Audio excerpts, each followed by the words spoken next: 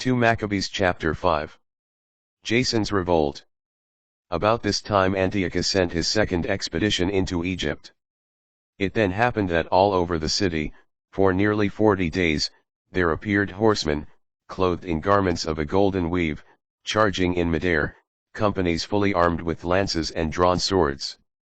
Squadrons of cavalry in battle array, charges and countercharges on this side and that, with brandished shields and bristling spears, flights of arrows and flashes of gold ornaments, together with armor of every sort. Therefore all prayed that this vision might be a good omen. But when a false rumor circulated that Antiochus was dead, Jason gathered at least 1,000 men and suddenly attacked the city. As the defenders on the walls were forced back and the city was finally being taken, Menelaus took refuge in the citadel. For his part, Jason continued the merciless slaughter of his fellow citizens, not realizing that triumph over one's own kindred is the greatest calamity. He thought he was winning a victory over his enemies, not over his own people. Even so, he did not gain control of the government, but in the end received only disgrace for his treachery, and once again took refuge in the country of the Ammonites. At length he met a miserable end. Called to account before Aretas, ruler of the Arabians, he fled from city to city, hunted by all, hated as an apostate from the laws, abhorred as the executioner of his country and his compatriots. Driven into Egypt, he set out by sea for the Lacedaemonians, among whom he hoped to find protection because of his relations with them. He who had exiled so many from their country perished in exile. And he who had cast out so many to lie unburied went unmourned and without a funeral of any kind, nor any place in the tomb of his ancestors. Revenge by Antiochus.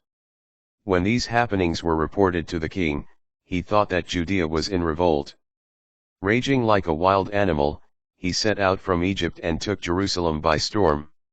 He ordered his soldiers to cut down without mercy those whom they met and to slay those who took refuge in their houses. There was a massacre of young and old, a killing of women and children, a slaughter of young women and infants. In the space of 3 days, 80,000 were lost, 40,000 meeting a violent death, and the same number being sold into slavery. Not satisfied with this, the king dared to enter the holiest temple in the world. Menelaus, that traitor both to the laws and to his country, served as guide. He laid his impure hands on the sacred vessels and swept up with profane hands the votive offerings made by other kings for the advancement, the glory, and the honor of the place.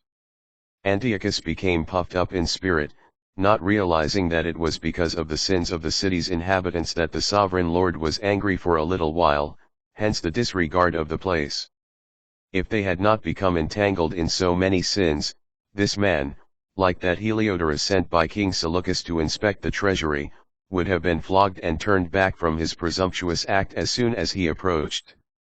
The Lord, however, had not chosen the nation for the sake of the place, but the place for the sake of the nation.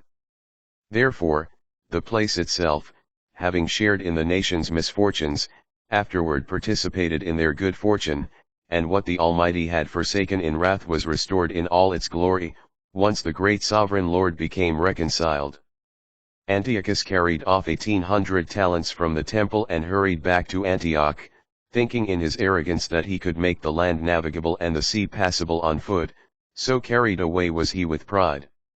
He left governors to harass the nation, at Jerusalem, Philip, a Phrygian by birth, and in character more barbarous than the man who appointed him.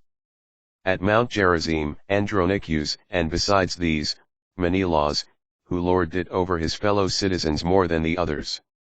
Out of hatred for the Jewish citizens, the king sent Apollonius, commander of the Mysians, at the head of an army of 22,000, with orders to kill all the grown men and sell the women and children into slavery.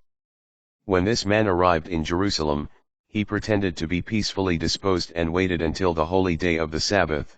Then, finding the Jews refraining from work, he ordered his men to parade fully armed. All those who came out to watch, he massacred, and running through the city with armed men, he cut down a large number of people.